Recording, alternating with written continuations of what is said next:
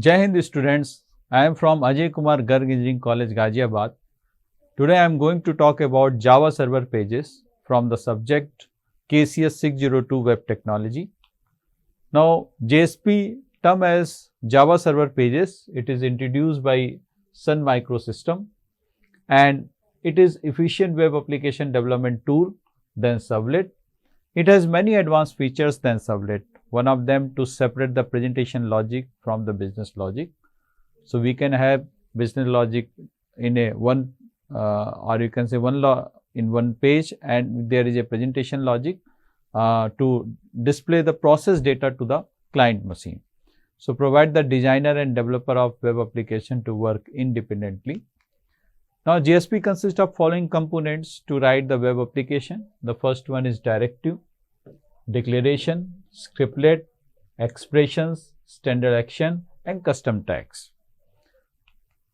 Now the directive is to provide the attributes for the current page.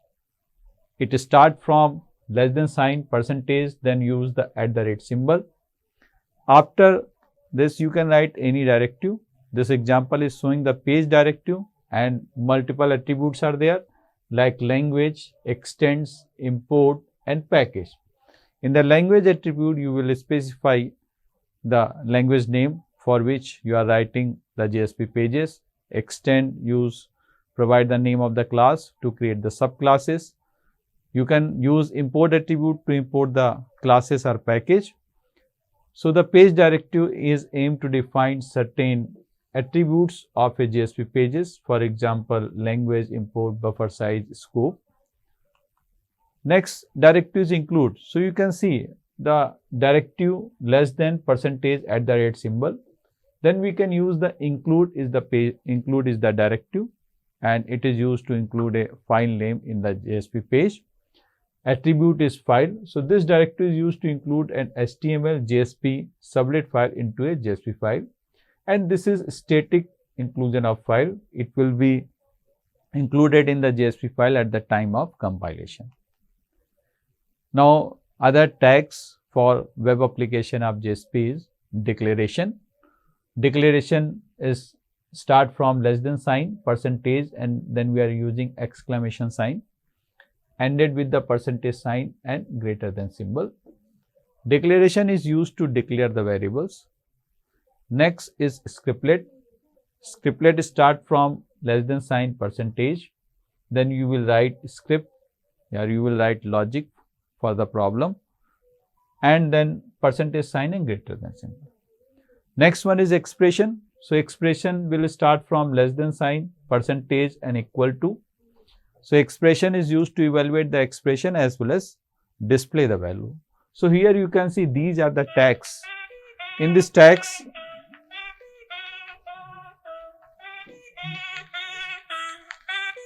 यहाँ से edit कर देना,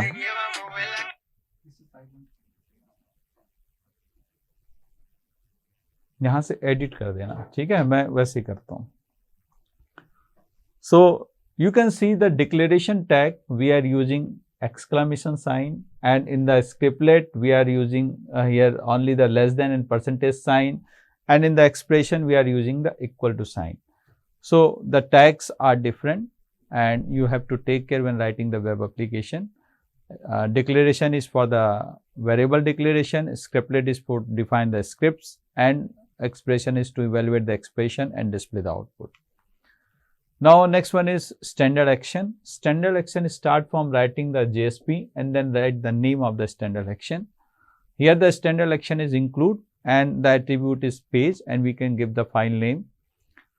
So this inclusion of file is dynamic and the specified file is included in the JSP file at runtime. That is, output of the included file is inserted into the JSP file. Next standard action is JSP forward. Attribute is page. We can give the file name here. So this will redirect to different page without notifying the browser. So it is the example of two standard JSP actions. Custom tag, we can develop our own library to include for the web application. So this library can be included in your web application with the help of custom tag. With the help of page directive tag lib. Here you will specify the name of the library which is developed. Then you will give a prefix by which you will access this library. So tag lib is used to define the custom library and include in the web application. Now I am going to discuss some example of JSP programming. So JSP programming basically is the HTML plus Java. So whenever you are going to include the Java instruction, we need to use some JSP tags that I recently discussed. Now in this example, your program will start from HTML. As I told, it is HTML plus Java. Then we are using to include some Java instruction in this program. So we are using JSP expression. So it is the tag of JSP expression. Then we are creating an object of date and displaying the current date. So it is a simple Java JSP program displaying the current date. Important learning of this simple program is that it is a HTML program, and if you want to include any Java instruction, then we have to use some special tag which is provided by JSP. Here we are using the special tag is JSP expression. Now in the next example, again the JSP program will start from HTML tag. Now we want to include some Java instruction in this file, then we have to use the scriptlet. So this is the example of the scriptlet. You can see here. Here we have less than sign, percentage. Earlier the example of expression we are using the equal to sign here. Here we are using the less than percentage sign. Now we are displaying out.println, displaying some message here. Now again we are creating a date object. So we are using the package java.util.date and the date object is created here. Then we are displaying some value of the date object. So date object is displaying with the help of JSP expression. So you can see here the date object is created and this date object is displayed with the help of JSP expression. Next example is using the for loop or you can say Java for loop in the JSP file. So here we are using the scriptlet. So starting of the scriptlet, then we are using the for loop. In the for loop starting int I equal to 0, I is less than n, I plus plus. Now here interesting to observe is that we need to display the for loop value, we need to display this content in a tabular format.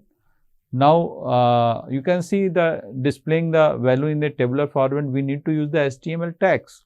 So whenever you want to use the HTML tags, we need to close the scriptlet. So we close the scriptlet because it is a Java instruction. After that you can include any HTML tags. So we have closed the scriptlet, then we are using the HTML tag tr display row, then creating a table cell, and in the we are displaying a number. Now we want to display the value of I. So we can use the JSP expression. So with the help of JSP expression, we are displaying the value I plus 1. Now after completion of HTML tag, now we have to close the for loop. So closing the for loop, this is the curly bracket, it is the part of the Java language. Again we have to start the scriptlet and end the scriptlet.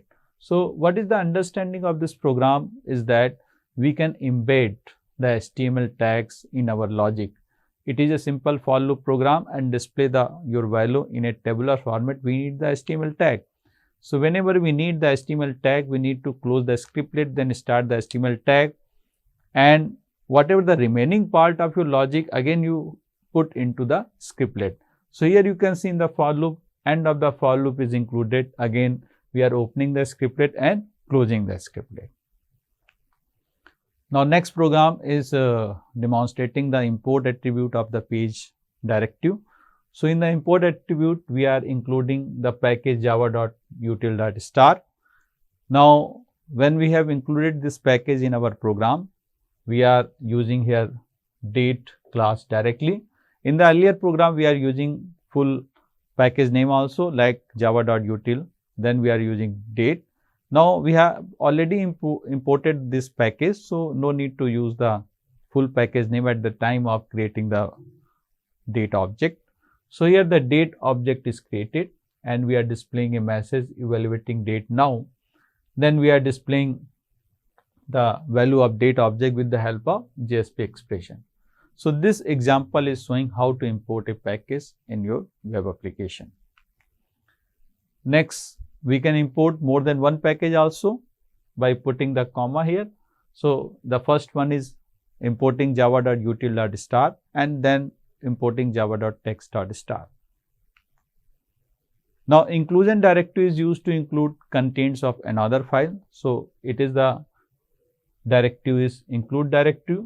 If you want to include a file in this web page, for example, we want to include hello.jsp in this file. So we have included less than sign %@ symbol. It is a directive and the name of the directory is include, and hello.jsp file will be included in the your current web page. Now JSP declaration. JSP declaration is used to define the variables. So you can see here it is the JSP declaration, and we defined a variable, and or you can say an object, the date of type date. Now in the JSP declaration you can also define the method. So one method is defined, get date, and it will return the object of type date, and we are displaying a message. Whenever this method will be called, it will display inGet method and it will return the date object. Now to display the date object, we are again using the expression here. So you can see here, this part is a declaration part. We are defining an object here, and as well as we are defining a method here. Then this declaration part is closed here. Then we are giving some message, and if you want to display an object, then we are using here JSP expression to display the date object. So how will you going to display? We are calling a method get date. So when we call this method get date, it will go to the get date definition, display the message and return the current date object, and that date object value will be displayed to the client machine. Now important to consider is declaration is loaded only once when the page is loaded. So this declaration is executed one time. So whatever the variable is declared in this declaration tag is created one time. So in the previous example, time is not updated when the page is refreshed, because we have created the object in the declaration, and declaration is executed only one time. So if you refresh the page again and again, so it will not refresh the time, it will display only the current time. Now I am going to discuss implicit objects which are available in the JSP. Implicit meaning is these are predefined objects available in the JSP for web application. There are 9 implicit objects: request, response, out, session, config, application, page, page context, and exception. Now request object and response implicit object. Request implicit object is an instance of HTTP servlet request interface, and response is an instance of HTTP servlet response. They are available in similar way to request and response object passed to service method in the servlet. So no need to create this object. In the servlet, we need to create this object, but in the JSP, no need to create this object. Request and response object are available. Job of the request object to carry the input data from client machine to the server. So whenever server want any information from the client machine, or you can say data is submitted to the server, it is available in the request object, and server will find out the data of the client with the help of request object. When you process the data and you want to send the data back to the client, then we will using the response object. So response object will pass the data from server to the client machine. Request object denotes data included with the HTTP request. The client first makes a request that is then passed to the server. The request object is used to take the value from client's web browser, pass it to the server. This is performed using HTTP request like headers, cookies and arguments. Use of response object is to send response of server to the client. The response data denotes the HTTP response data. So, basically request and response object work on the HTTP protocol. Then out object. The out object is display the message at the client machine. So, an example of the out object within the scriptlet, we are using the out object. No need to create this out object because it is an implicit object, it is available. Just use the print method to display the message at the client machine. Session object. Session implicit object is an instance of JavaX servlet HTTP session interface. So, HTTP is a stateless protocol, meaning is whatever the data we are using in first page, if you want to access this data in the second page, the data is not accessible. Therefore, it is called stateless protocol, meaning is HTTP is not maintaining its state. Suppose you log in on a page and you want to move the login password in the second page, it is not available. We need to do something. So, it is available in the second page with the help of creating the session. So, session object is available. We can do the programming with the help of session object so that the data which is available in first page is available to the second page also. So, to call a session or you want to create a session, we will use get session method to access an existing session or start a new one. Typical use of the session object are for getting and setting the attribute. So, in the session we will store some value and in the next page we will retrieve the value from the session. Now, you can add new attribute to session code like the following. So, session object is already available and we are using set attribute. Set attribute is to storing the value in the session.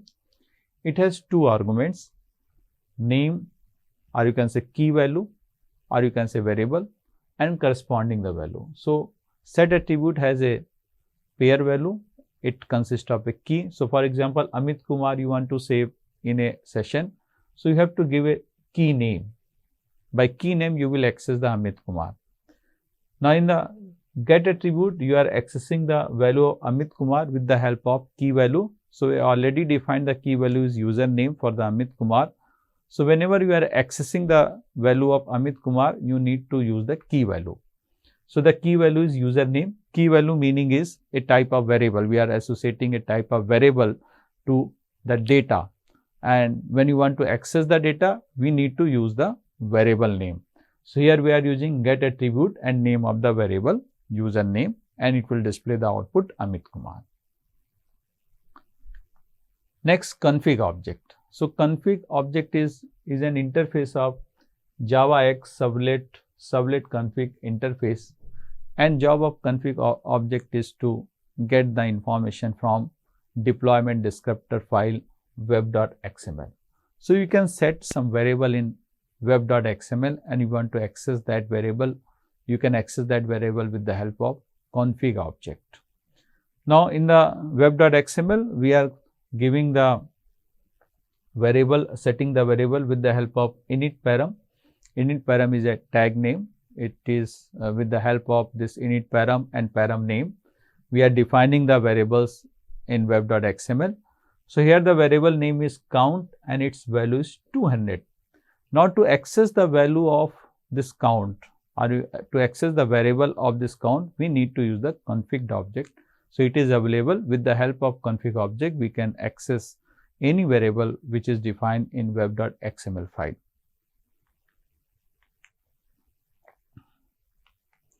So, config object can be used to retrieve parameters using its get init parameter method. So, this method is used to access the variable which you defined in web.xml file. This is used to get information regarding to servlet configuration stored in the config object. Then there is an application object. The application implicit object is an instance of JavaX servlet context interface. It refers to the overall web application environment that the JSP belongs to. This is used to share the data with all the application pages. Here I want to specify that we have two major objects. One is session, second is application. The session object, recently I discussed, it is available for some duration whenever the session is live. But application object is available throughout the life of the application. When the application is started, then this application object is available. When the application will shut down, or you can say server will shut down, then only this application object is not accessible. But in case of session object, it is available only for the session duration. Application is throughout the life of the application. Then page implicit object. Page implicit object is a type of object and it is assigned to reference to the servlet that executing the JSP service method. So page object denotes the JSP page used for calling any instance of page servlet. Page context implicit object has a type of JavaX servlet.jsp page context class. This is utilized to access the other implicit object. This is used to access page attributes and also to access all the namespace associated with a JSP page. Then we have the exception object. It is used for the error handling in the web Java JSP web application. So exception implicit object is a type of Java language .throwable class. This object is only available to pages that have isErrorPage set to true with the directive. So this exception object is available only to the JSP pages in which the page attribute isErrorPage equal to true. If it is true, then exception object is available in this web page. If it is false, then exception object is not available. So the exception object refers to the exception triggered by the page that uses this page as an exception handler. Now I am going to discuss an web application, JSP web application, to count the number of visitors. So it is a web application. First of all, we have to create a variable, and variable is created application count. Then we are using get attribute. Presently the value of application count is nothing, so its value is null. So it will go to the if application count equal to null. So it will assign a 1 to application count variable. Then it will not go to the else part, and it will display visitor to this page, that is application count. This time the value of application count is 1, so it will display 1. Before displaying, we are putting this value in the session, and with this type of session is application label. We are putting the value in application object. So this application object is already available because we need to count the number of visitors for throughout the life of an web application. So we are using here application object, not the session object. In case of session, we are getting the number of visitors for particular duration, but we want the number of visitors for life of an application. Then we are using the application object. It is available.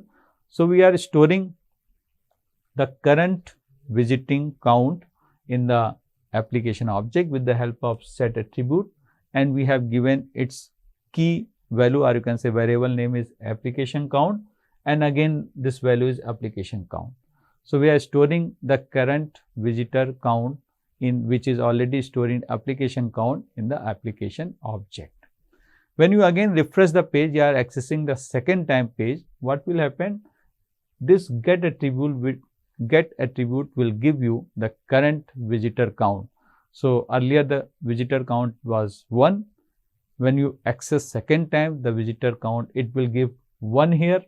When it will give 1 here in application count, this if condition will be false, it will go to the else part and increment the current value. So current value is 1, it is incremented by 1, now it becomes 2. Now again we are storing the current value in the application object. Now the 2 is stored in application object and it will display the value application count 2.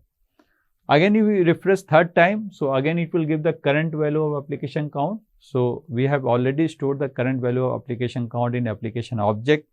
So it will give the value 2, and again it will go to the else part and it will increment the value 2 by 1, that is equal to 3, and store in the application object. This way, whenever any client is accessing the web application, it will show the number of visitors in the client machine. So, with this example is showing how to use an implicit object, that is application object.